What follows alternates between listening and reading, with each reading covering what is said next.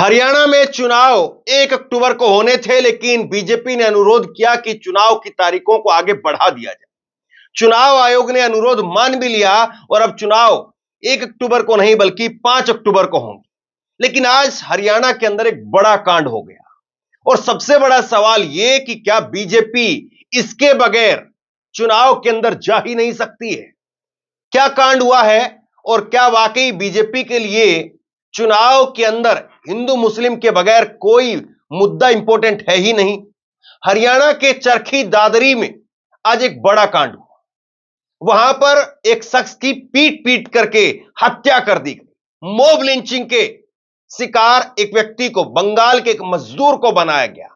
दूसरा उसका साथी गंभीर अवस्था के अंदर अभी घायल है और अस्पताल में उसका इलाज चल रहा है। लेकिन इस पर मुख्यमंत्री का बयान निकल करके सामने आया है। आरोप लगा कि ये लोग गोमांस खा रहे थे, जिसकी वजह से बजरंग दल के तथाकथित गुंडों ने आकर के उन पर हमला कर दिया और उसके बाद में उनकी जान चली गई। लेकिन मुख्यमंत्री का बयान सामने आया है। मुख्यमंत्री कह रहे हैं कि इनको रोका नहीं जा सकता है। देखिए, एक प्रदेश का मुख्यमंत्री खुलेआम किसी की मौत के बाद में इस प्रकार का बयान दे रहा है। बयान मैं आपको पढ़ करके सुनाता हूं। भीख खाने के शक में हत्या पर सीएम का बयान। गांव में गोमाता के लिए बहुत श्रद्धा है, इनको कौन रोक सकता है? हत्यारों के लिए मुख्यमंत्री कह रहे हैं। मुख्यमंत्री ने कहा कि इनको कौन रोक सकता है। हरियाणा के चरखी दादरी में प्रवासी मजदूर बंगाल के शाबिर, उनको मौत के घाट उतार दिया गया और दूसरा युवक जो उसका साथी था असरुद्दीन, वो अभी इलाज करवा रहा है, उसका इलाज चल रहा है, बहुत गंभीर रूप से वो भी घायल है। और वीडियो ऐसी है, ताबड़तोड़ तरीके से एक झुंड आता है और वो झुंड आकर के इन दोनों पर टूट पड़ता है। दोनों मजदूर हैं।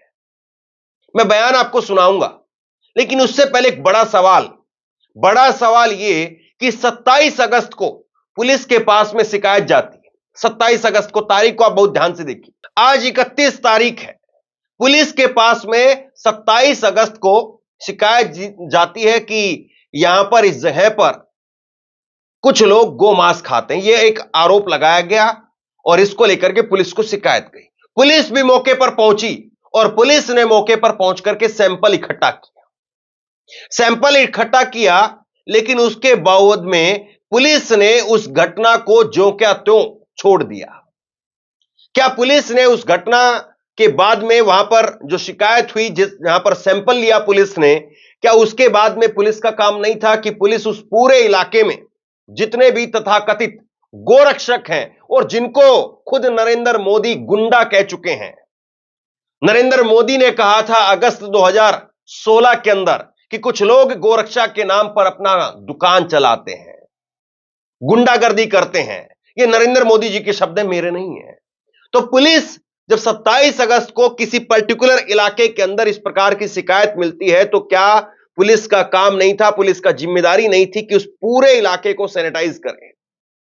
उस पूरे इलाके के अंदर तथाकथित जितने भी गोरक्षक हैं वो क्या कर रहे हैं, क्या नहीं कर रहे हैं, उनकी एक्टिविटी पर पुलिस निगरानी रखे।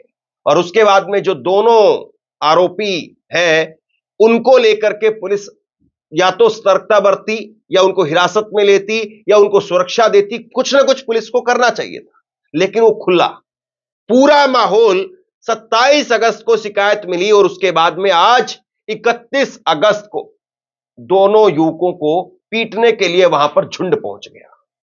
सिलसिलेवार तरीके से मैं आपको बताता हूं। एफआईआर के मुताबिक 27 अगस्त की सुबह कुछ युवक बड़हरा गांव के पास में एक झुग्गी बस्ती में रहने वाले कबाड़ व्यापारी साबिर के पास में आए। आरोपी यह कहकर के उसे स्थानीय बस स्टैंड पर ले गए कि उनके पास में कुछ कबाड़ है जिसका निपटान करना है। आरोपियों ने एक अन्य प्रवासी के पास में रहने वाले असरुद्दीन को भी बस स्टैंड पर बुलाया और उसके बाद में कथित तौर पर दोनों प्रवासी मजदूरों को पीटने लगे। इस दौरान जब अगल बगल से जा रहे राहगीरों ने हस्तक्षेप किया तो आरोपी दोनों मजदूरों को अपनी मोटरसाइकिल पर बैठा करके किसी अन्य स्थान पर ले गए। रिपोर्ट के मुताबिक साबिर को बाद में भांडवा गांव में एक नहर के पास में मृत पाया गया, वहीं असरुद्दीन दूसरे स्थान पर घायल अवस्था में मिले, उसका इलाज चल रहा है। यह है पूरी घटना। मुख्यमंत्री का बयान आप देखिए। मुख्यमंत्री ने प्रतिक्रिया देते हुए कहा कि मॉब लिंचिंग जैसी बात कहना ठीक नहीं है। एक व्यक्ति की जान चली गई और आप उसको मॉब लिंचिंग मानने के लिए तैयार नहीं। आपको लगता है कि मॉब लिंचिंग कह दिया जाएगा तो आपकी बड़ी फजीयत हो जाएगी। एक व्यक्ति की जान चली जाना वो बड़ी बात नहीं है। मॉब लिंचिंग जैसी बात कहना वो ठीक नहीं है। हमने गो माता के संरक्षण के लिए विधानसभा के अंदर भी कड़ा कानून बनाया है। गो माता पर कोई समझौता नहीं है। गांव में गो माता के लिए इतनी श्रद्धा है कि अगर उनको पता चल जाए कि इस प्रकार के ये हालात कर रहे हैं गो हत्या, तो वो गांव के लोग हैं, इनको कौन रोक सकता है। लेकिन इस प्रकार की घटनाएं नहीं होनी चाहिए। ये दुर्भाग्यपूर्ण घटनाएं हैं। मैं उन लोगों से भी कहना चाहूंगा कि वो इस प्रकार के संसाधनों में संलिप्त न हो, उससे बचना चाहिए। ये मुख्यमंत्री का बयान है। मुख्यमंत्री कह रहे हैं गो माता के ऊपर कोई समझौता नहीं। कानून व्यवस्था पर समझौता हो गया साहब।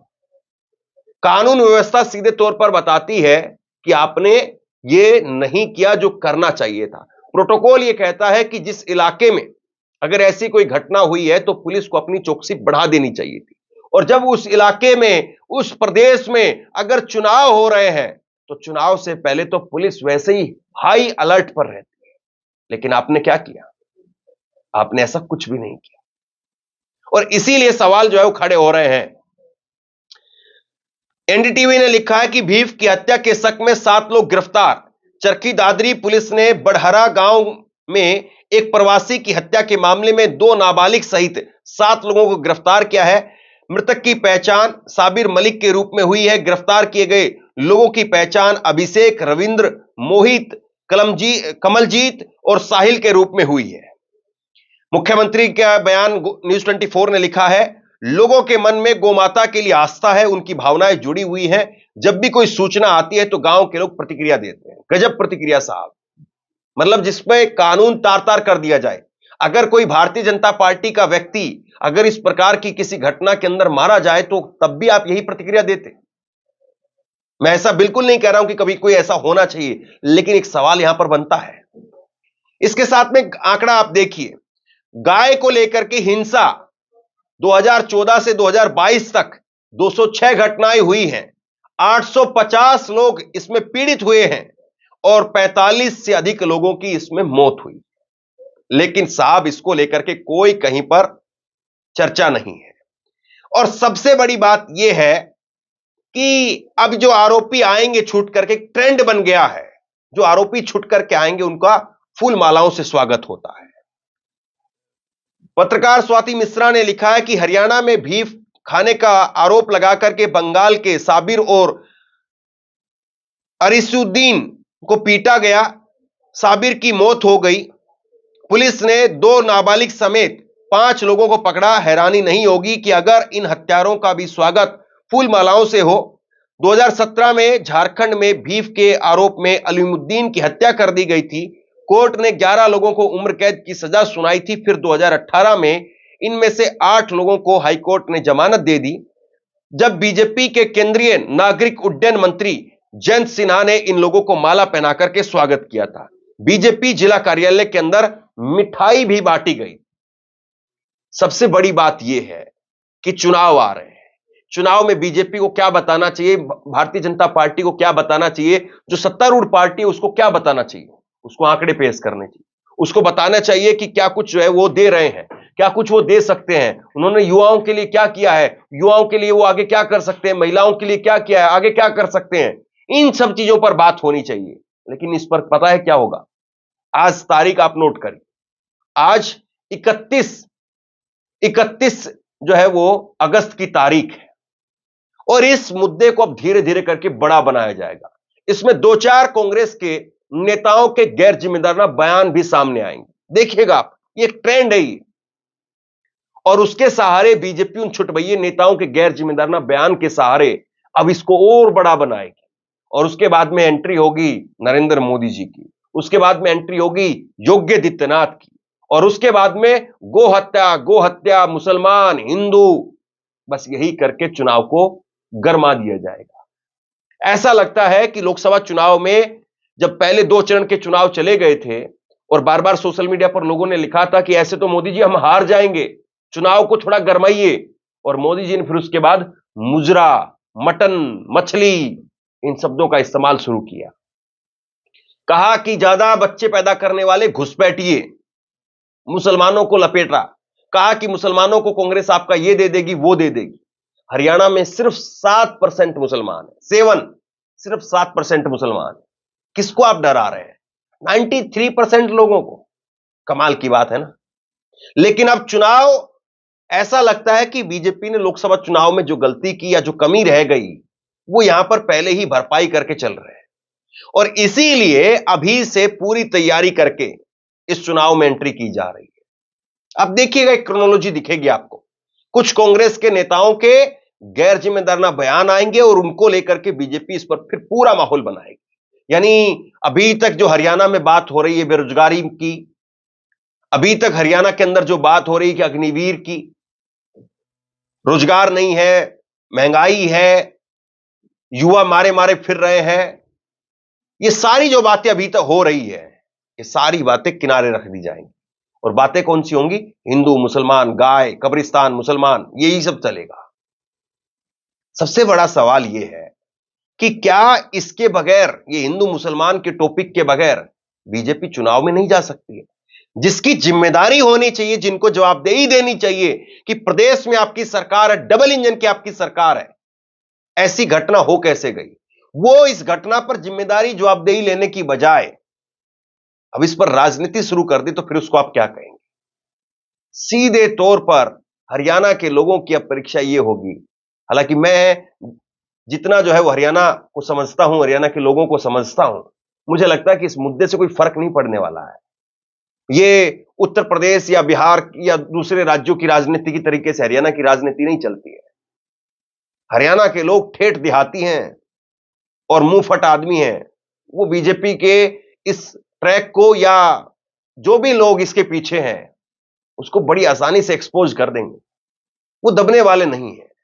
और जिन्होंने मन बना लिया है, मैंने तो अक्सर कहा है, हरियाणा में लोग इलाज करने के लिए वोट डालते हैं, जिताने हराने के लिए नहीं डालते हैं, इलाज करने के लिए।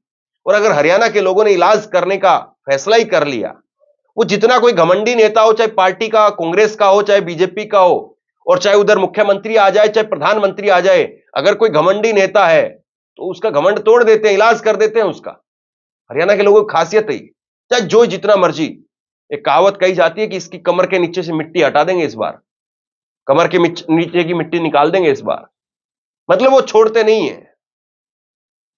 अब ऐसे में ये जो मुद्दा बनाया जा रहा है, ये कितना बड़ा मुद्दा बन पाएगा? जिनकी जवाबदेही, जिम्मेदारी है, वही अगर ये कहें कि हम रोक नहीं सकते उनको, तो फिर क्या कहा जाए?